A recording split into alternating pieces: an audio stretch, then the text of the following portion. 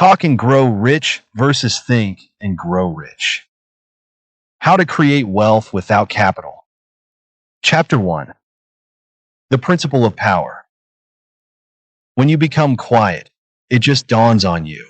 Edison, it is highly probable that you are reading these lines while browsing in one of America's multitudinous bookstores, contemplating whether or not to part with your hard-earned money in order to purchase a book. After a cursory glance at the title chapters, what you read now will undoubtedly be the deciding factor in whether you make a purchase or place the book back on the shelf. If I do have a claim to fame, it is generally recognized that I am a master of the art of persuasion. By using my art along with my knowledge of dynamic psychology, it would be an extremely simple matter for me to contrive a convincing paragraph consisting of exactly what you want to hear. Basically, how quickly and simply you can make your fortune and become an overnight success in whatever field you desire. Furthermore, I would convince you that we are both on the same wavelength and that I have a lot to say on a number of complex and controversial subjects that you will enjoy and appreciate. The proven method of inducing people to buy motivational books is to mix the basics up with a number of psychological words, a sprinkling of anecdotes, a liberal peppering of formulas. Spread the mixture between the book covers with lashings of sincerity and persuasion, and serve it up under the guise of a hypnotic get-rich-quick title. Unfortunately, all too often, the readers of these books are the very same ones who complain quickly and bitterly that they have read reams of self-help material and still have not arrived at their goals. This is the very bone of my contention. All too often, self-help books are written with only one purpose in mind: to sell. The author himself may shy away from certain facts in fear of being labeled unorthodox, capitalistic, and even Machiavellian. Editors may reduce the copy still further by editing out certain facts they consider will not make good copy. And finally, the publisher may insist on reducing the script even further by taking out something he considers too controversial in this writing of each page to sell. Instead of writing each page as it really is, the reader is often deprived of many of the facts he desperately needs in order to succeed. If you are one of the many who have read a lot of self-help material but have always been left short or stranded high and dry, you can now appreciate why. To say that I am not interested in selling this book would be stupid. Of course, I want it to sell. But more than that, I am genuinely interested in producing a book that is foolproof in its instructions on how to grow rich. I want to produce a book that will fill the needs of every person who has failed in his or her endeavors. In particular, those people who have read a lot in order to attain their goals, but who still have not succeeded. For far too long, the intelligence of the reading public has been insulted by having important questions answered with questions, or what amounts to a play on words. Certainly hundreds of times, if not thousands, we have been told it is all in the mind, or similarly, everything begins with the mind. No one ever says, if that is the case, why aren't all psychologists millionaires? Time and again we are informed that the average hum and being uses only 15% of his potential. Never do we get a full explanation of why. Furthermore, we are never shown how to realize the remaining 85%. Answering these questions formed the backbone of my research. Research, incidentally, that led me along many paths, up many blind alleys, and through much sifting of chaff from wheat. Ultimately, after many years of research, my success philosophy, it will enable you to achieve your goals in the shortest possible time. It is a success philosophy to enable you to reach planes of abundance. Have all the money you need to spend on your heart's desires, and travel to all those exotic far-off lands to see tranquil dawns and luminous dusks. It is your birthright to be able to obtain a pink Cadillac, a palatial Beverly Hills mansion complete with landscaped gardens, manicured lawns, and a crystalline swimming pool, and to be able to entertain frivolously, if that be your desire. Maybe you just want to get off the 9-to-5 treadmill. Or perhaps you have a very personal reason for wanting to be rich and famous. For all I know, you are human like the rest of us and have funny quirks and traits. You may want riches to enable you to appear more attractive to the opposite sex. Perhaps you feel inferior and need wealth and recognition to show the world how great you are. It could be that you desire fame and fortune to compensate for some loss or misfortune. Whatever your reason, it is probably a good one. Others will say some of life's finest things are not things. I agree. And there must be a way of achieving these intangible goals as well, whether they be peace of mind, love, health, happiness, or power. One staggering fact presented itself early on in my research and gave a granite like foundation to the success philosophy presented here. By observing the fact that Henry Ford never had an industrialist to inspire him to become the apostle of mass production. Andrew Carnegie never knew any tycoons to coax him into becoming a billionaire. And Edison did not have a scientist show him how to become the world's most celebrated inventor. I saw that none of these people had a success philosophy to follow, a sponsor to motivate them, or a yardstick on which to gauge their success. Nor did they have self-help books to assist them. However, all of them excelled in their individual fields of endeavor. The Fords, Carnegies, and Edisons of this world must have known some sort of secret or power to attain the phenomenal success each achieved in his particular vocation, which, presumably, the layman had not heard of, nor had access to. I was particularly anxious to discover a common denominator, and whether that common denominator can still be applied to all human endeavors, even today. I found a common denominator of such extreme importance that it is outlined in detail in this very first chapter, entitled The Principle of Power. Imagine wanting to become a doctor, scientist, toolmaker, airplane pilot, cordon bleu, or master of any worthwhile profession, art, craft, skill, or vocation. Imagine wanting to become any of these by simply reading a book. It would be an absurd notion. Nobody would expect to master any of the above without long and thorough training, practice, and study.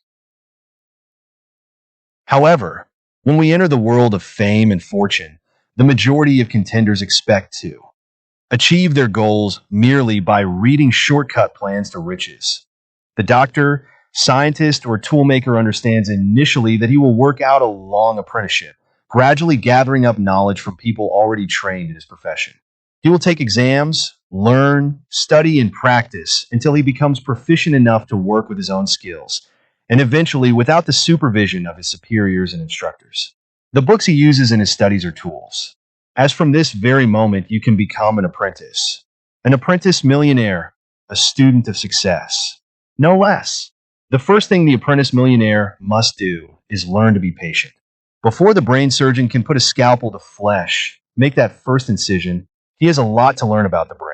Before the apprentice millionaire can think, talk, and grow rich, he too has a lot to learn about the mind and brain. Not only his own, but also his prospects. The starting point of my research was very simple. I wanted to find out if we really do use only 15% of our potential. If that were the case, I wanted to know how to tap the remaining 85%. I also wanted to know exactly what it is that is all in the mind, and why everything begins with the mind.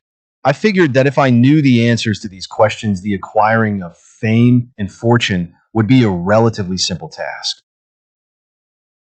I took great pains to study much psychology, and in doing so came across the brilliant works of the famous Swiss psychologist Carl Jung. It was Jung's work that inspired me to do research along the particular lines that I chose. Among others, noted that the people of the Eastern world are spiritually, mentally, and physically more advanced than the people of the Western world. We in the Western world are materialistic, but the people of the Eastern world know how to train their minds to achieve incredible feats. Through long and patient training of their subconscious minds, the mystics are able to perform unbelievable exploits. They train their minds to enable them to jab skewers in their backs and run needles through the palms of their hands without feeling pain or drawing blood. Although the Westerner has no use for the benefit of being able to perform such feats as these, we certainly do have a use for being able to control our minds so that we may prosper and at the same time keep mentally and physically fit. All too often does the entrepreneur suffer from nervous exhaustion, stress, ulcers, and lack of creative ideas and solutions to problems. The obvious need, hence my research, was to harmoniously combine the knowledge of the East to complement the materialistic needs of the Westerner. One may call it turning Zen into Yin-I, the formula you need for all the wealth, success, and achievement, and peace of mind, indeed for all the answers to all your problems. And I mean all is SSS. I call this silence, stillness, and solitude. This is no invention of my own, and research into psychology and studies of world leaders, scientists, musicians, physicists, industrialists, inventors, and other famous people proves this great power has been used unwittingly or intentionally since the beginning of time. All human success and achievement stems from this one power. It was used by Mozart, Einstein, Carnegie, Shakespeare, Emerson, and Edison, to mention a few.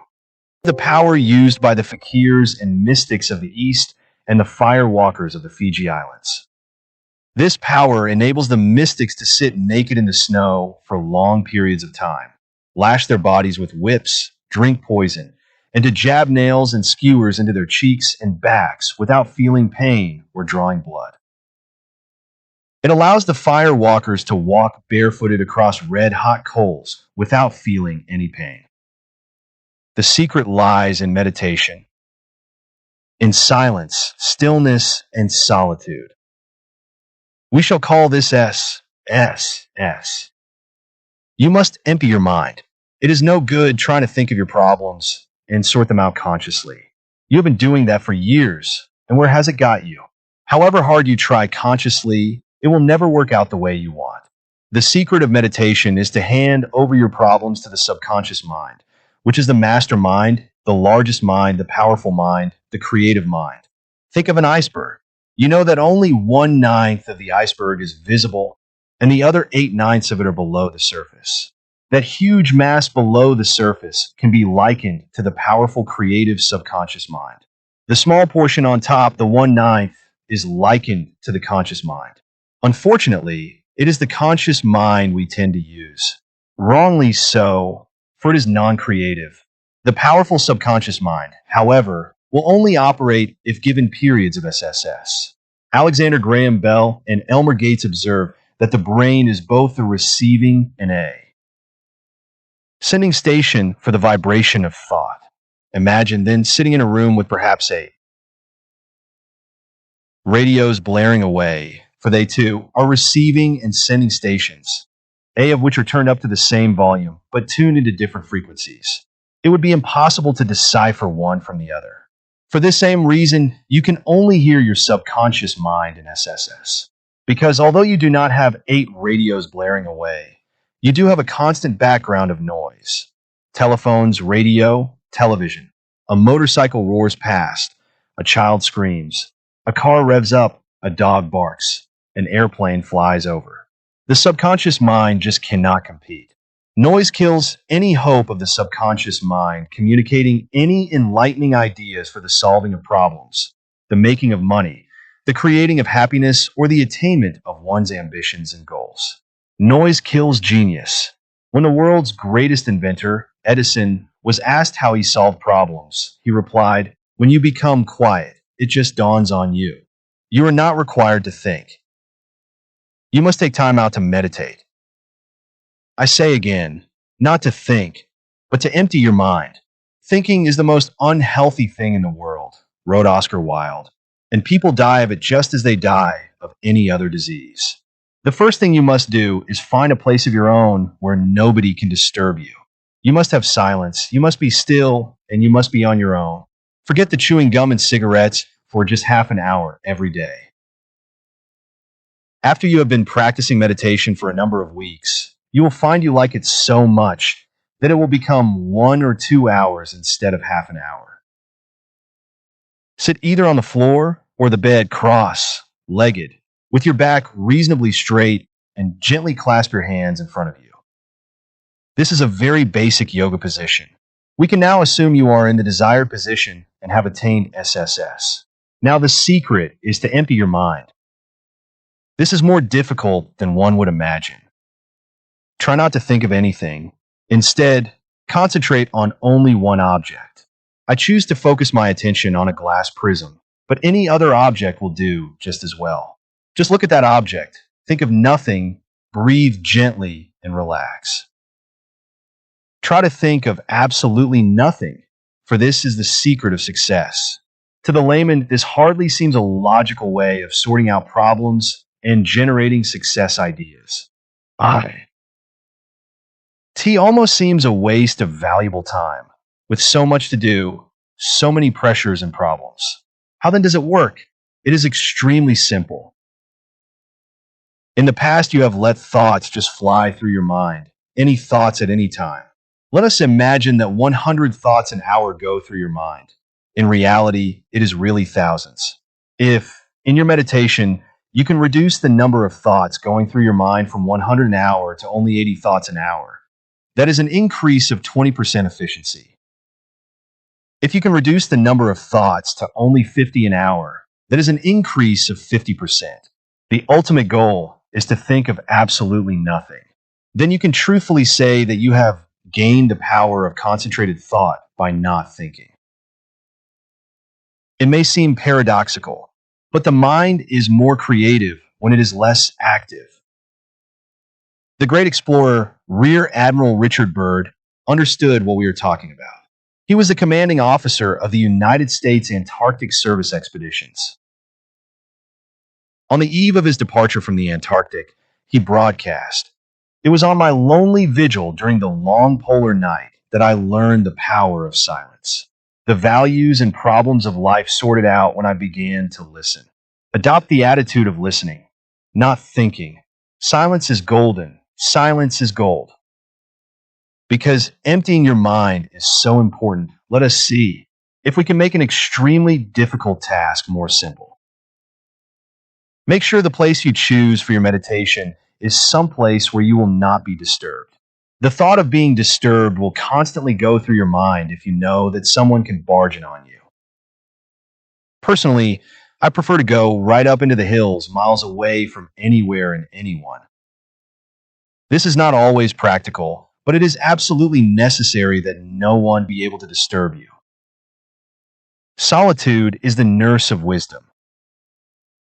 I know in some cities it is very difficult to achieve silence. Sometimes double glazing or storm windows reduce the noise level considerably. The local drugstore will supply you with wax earplugs, and the hardware store can usually supply earmuffs similar to those used by jackhammer operators. I stress that noise kills genius. At first, you will find it difficult to sit still for half an hour, never mind a whole hour. You will probably get cramps and all sorts of uncomfortable feelings. But persevere. The rewards make it all worthwhile. Now for the actual emptying of your mind. The two things that will benefit your meditation greatly are a lighted candle and one of those digital clocks. To empty your mind for half an hour is not the easiest task in the world. However, until you become used to it, breaking down the half hour into 30 separate minutes is by far the easiest way of meditating. The idea is to say to yourself, "For the next minute I will think of nothing." Stare blankly at the candle flame and think of nothing. Just wait for the next digit on the clock to come up. When it does, repeat the thought that for another whole minute you will think of nothing. Just empty your mind and again wait for the next digit. You must bring to a halt the incessant chatter that goes on inside your skull, minute after minute, hour after hour, day after day, year in and year out. If you can turn down the noise in your mind, you can hear what else is going on. The noise machine in your brain box must be stopped. It might help you to know I was a non-believer once, probably just as skeptical as you, dashing here, there, and everywhere at breakneck pace, one side of the country to the other, visiting my shops and my businesses everywhere, radio blaring away all the time. At that time, I hadn't heard the German proverb that asks, "What is the use of running when we are not on the right road?" One of my companies collapsed. On top of that, an employee embezzled a lot of money. Another company of mine was running at a loss. Thomas Fuller hit the nail on the head when he wrote, "He that is everywhere is nowhere." I was in such a state I could not think straight. I nearly burnt myself out. I thought I was going to self-destruct. I was numbed by it all. My brain nearly became addled. I found myself playing Beat the Bailiff and Bounce the Check. I didn't know which way to turn until I discovered the SSS formula. I just started to sit still and empty my mind. Nothing at all happened for a number of weeks. Then things gradually started to take shape. I did not realize at the time I was unleashing a great power. Solutions to problems just came to me out of the blue. Illuminating ideas presented themselves and proved to be both practical and profitable, with unfathomable regularity. For once in my life, things went right of their own accord. There was no help for me other than following through with the things my subconscious mind told me to do. I just sat still quietly on my own for an hour or two every day. Shakespeare wrote, "There's nothing so becomes a man as modest stillness." And Dr. Paul Brunnan said, "I have found that stillness is strength. By meditating in S, you will begin to enjoy your own mind, and until you can enjoy your own mind, you are doomed to fail." It was Plautus, the Roman author, who said, "If you have a contented mind, you have enough to enjoy life with." It's a crying shame that many people do not have contented minds, but meditation in SSS will cure all that. Regular meditation will put back the twinkle in your eye, the spring back into your step, and the backbone into your spine. But all these are just side advantages. They are only the byproduct of meditation. Regular meditation is also the solution to public enemy number one, stress. In the Himalayas, they say that the great secret of life is the achievement of action through non-action. Consider for a moment the sun. It is the star forming the center of our system of planets. Everything in our solar system revolves around the sun. Every living thing on our planet is dependent on this one power, for without it all life would be non-existent in a few hours. Yet the sun is still, silent, and in solitude. It does not rush here, there, and everywhere, yet everything revolves around it. Consider the top executive of a large corporation. Does he run hither and thither? Does he have people barging in and out of his office? Does the telephone continually ring? Is the radio blaring away in the background? No. He just sits there in SSS, yet everything revolves around him. Any telephone calls are first intercepted by any number of secretaries. People do not barge in on him because his aides and functionaries are there to see that they do not. His minions do the running for him. These analogies only serve to show that it is unnecessary to rush about with noise and in haste to achieve one's aims and ambitions, or to be in a position of power. Genius never hurries, unless one is an athlete or a racing driver. And the only place that happiness, money, and fame come before silence, stillness, and solitude is in the dictionary. The Buddhists have a lovely little story relating to the principle of power. The gods were trying to think of a suitable hiding place for the principle of power so that mankind would not have the benefit of this great omnipotence. One god suggested hiding it on top of the highest mountain, but another god argued that sooner or later man would conquer even the highest mountain and find it. Another god suggested they hide it in the sea. He too was overruled by a god saying that man would conquer the depths and eventually find it. Yet another god put forward the idea of burying it deep underground. But like all the other suggestions, this was overruled. As one god pointed out, man would excavate the earth. One wise old god, hearing the argument, put forward the motion that the principle of power should be hidden in man himself. For, as he pointed out, man would never think of looking there. The motion was carried. Einstein obviously thought solitude was of great significance. His work was of immense importance, which included the paper on the theory of relativity and his famous equation E equals mc squared, which opened the doors to the atomic age and, of course, led to the invention of the atomic bomb. The source of his power, which was solitude, is often overshadowed. In 1939, Einstein He even wrote a letter outlining the advantages of solitude to the Queen Mother of Belgium. It is also significant to mention that Einstein's lectures and papers raised millions of dollars for the war effort. Arthur Schopenhauer, the 19th century German philosopher, also thought solitude was of extreme importance and wrote, "Solitude has two advantages. Firstly, that one is oneself, and secondly, one is not together with others." And Ibsen got on the bandwagon with, "The strongest man in the world is he who stands alone. All achievement, all earned riches have their beginning in an idea." But where do these ideas come from? You cannot just sit down and think of an invention, a bestseller, a skateboard, or whatever you consider a money-making idea. Ideas come to you when you're not thinking. I repeat, not thinking. This is the secret of meditation, to empty your mind. One of the greatest versatile geniuses the world has ever known was Leonardo da Vinci. He painted masterpieces, designed airplanes, and built war machines.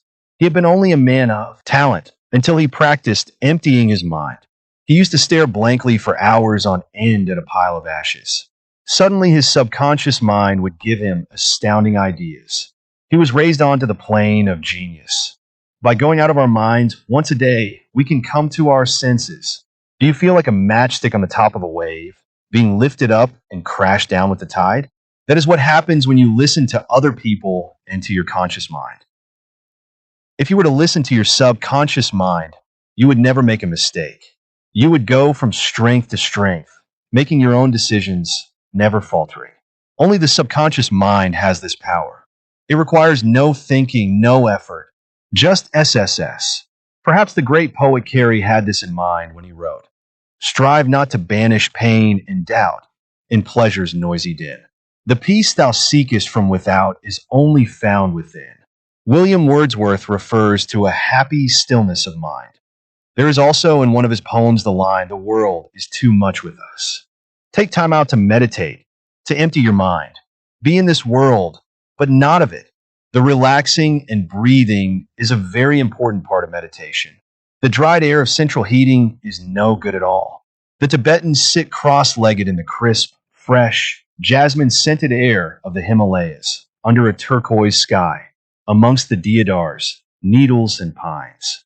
That is the ideal. Get as near to the ideal as possible, even if it means going out into the country or up a hill. Most people are too busy earning a living to make any real money. Most people are frightened to take time out to meditate in SSS, and the average person works himself to death so that he can live. There is no need to be a workaholic, not when you mediate in SSS. Paul Getty spent nearly 6 months of every year in the quiet English countryside at his Sutton Place residence. Howard Hughes spent the last 15 years of his life in nearly total solitude. Sometimes days would go by, and he wouldn't even allow his Mormon aides near him. He bought tracts of land, hotels, and gambling casinos in Las Vegas, and nobody, other than a few aides, even saw him. Dr. Elmer Gates had a specially constructed soundproof room built where he could sit in SSS and draw upon his creative subconscious mind. Some of the largest corporations in America paid him substantial fees for his ideas. He also created over 200 useful patents. Franklin D. Roosevelt spent long periods of time alone while recovering from a polio attack. Harry Truman spent time alone on a Missouri farm. John Bunyan spent years in jail in solitary confinement, where he wrote one of the world's greatest pieces of literature, Pilgrim's Progress. You see, in the past, your subconscious mind has told you to do many things, but you never heard, listened, or obeyed. You thought you knew best, and where did it get you? You see, the power of the subconscious mind, powerful as it is, only impels. It does not compel. You can ignore your subconscious mind now, as you have done in the past. Unfortunately, you will not succeed in your ambitions and desires until you do learn to listen, to follow, and to be guided by your subconscious. I cannot tell you more emphatically. Only you can decide your future. If you did only 1/100th of the research and study I have done into the human mind, you would see why. The conscious mind is non-creative. It is but an act. The subconscious mind, remember the iceberg? The greater portion, which is below the surface, is creative. It can build, plan, compute, assimilate, and originate. it never makes a mistake. Never. I take you back a few thousand years, and we find Aesop playing marbles on a cobbled street with some urchins. He is thoroughly enjoying himself and generally fooling around. Two elders come across and start to ridicule Aesop for playing marbles and silly games with mere boys. Aesop, as usual, explains that men of their wisdom never leave a bow with its strings in tension, but always take the strings off the bows, so that when they are needed, they will be strong and powerful and ready for action. The human mind, he explained, is the same. One must empty it and relax it, for a mind under continuous tension can be likened to the bow. Under continuous tension, the mind needs relaxation if it is to remain fit for concentrated thought. Now, I can already hear you saying, but I thought you said we don't have to do any thinking. You said the secret of success was not thinking. Let me explain further. You don't have to be thinking a thing to be thinking of it. The best example is that of being lost for a word or a name, and when you had forgotten about it, when you were not thinking, out of the blue it came to you. Our subconscious mind still keeps on thinking, although we do not realize it. It works away solving problems and creating success ideas 24 hours a day, and we don't even realize it. But when the subconscious mind hands over a solution to a problem or a success idea, to your conscious mind you never hear it until you meditate in SSS. William James once wrote, "Compared with what we ought to be, we are only half awake, we are making use of only a small part of our mental resources." Now you know why. Charlie Chaplin, one of the world's greatest actors, was renowned for taking time out in SSS. He used to sit on a deserted beach by some rocks for literally hours on end. He is not alone, for if you do some reading and research, you will find that all great men, millionaires, and tycoons do this, some of them without even realizing what they are doing. Winston Churchill, one of the world's greatest orators, used to spend hours on his own, and it was he who wrote, "Solitary trees, if they grow at all, grow strong." Meditation in SS induces a state of calm, beneficial to the whole of the nervous system. That is why when you come back from a holiday, your problems seem to have sorted themselves out, because you forgot your problems when you were relaxing and enjoying yourself. Your subconscious mind solved the problems for you. It came up with the answers you could never have thought of consciously. Observe someone who you yourself personally consider to be great, wealthy, or famous, and see whether they rush around in continual panic with furrowed brow and continuous frown. I can tell you here and now that they do not. This is because anyone who has reached a station in life where he may be termed successful has done so by following the directions of his subconscious mind, which shows you the easy, right, and shortcut way to success.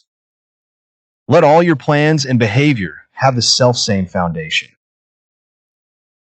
Because meditation in SSS is an extremely pleasant experience, you must not get lulled into thinking that you can now sort out your problems consciously.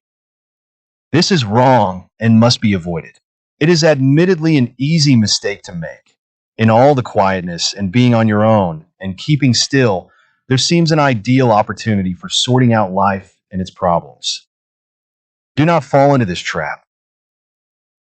By thinking consciously, you will never receive the true to problems or generate real success ideas. Doubt. You must empty your mind. Think what we are aiming for is something infinitely more powerful than trying to sort out your problems consciously. Even in SSS, you are defeating the whole object of the daily exercise. Oh, so many people want peace of mind. Unfortunately, their lives are not geared to attaining it. Most cars are jukeboxes on wheels. Everywhere you go, you have a background of noise. You have heard the expression, "I can't hear myself think."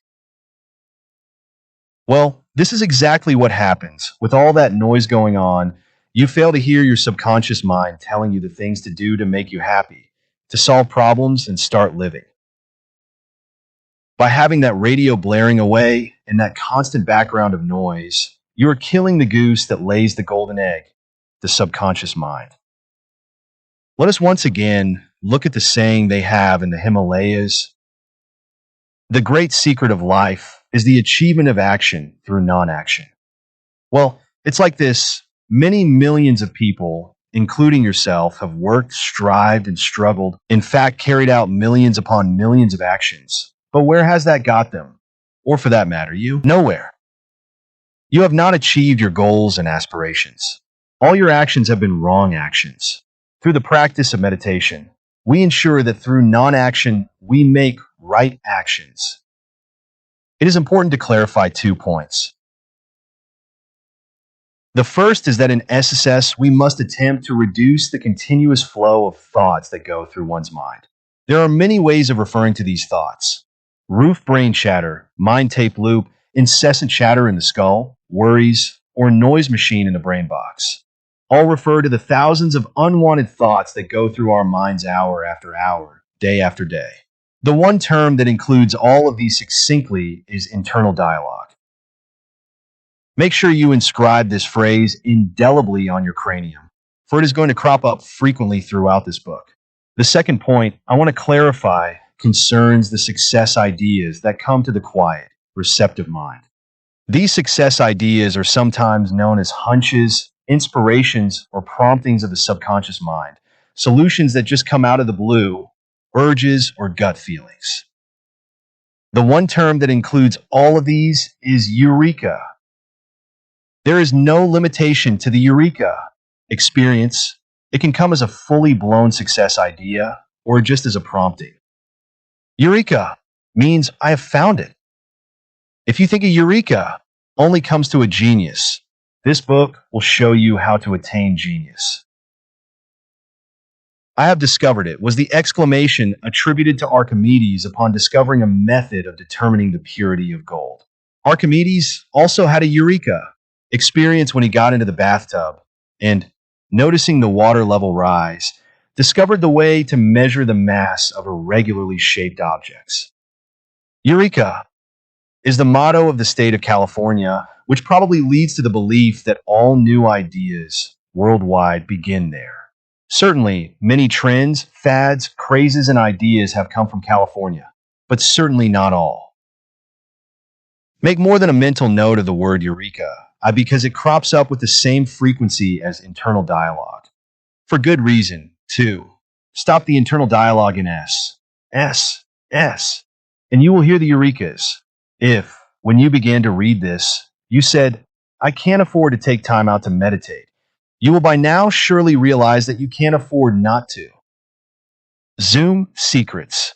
1. Prepare a spare room for your own private meditation in SSS. 2. Buy wax earplugs and a double glazing or storm window 3.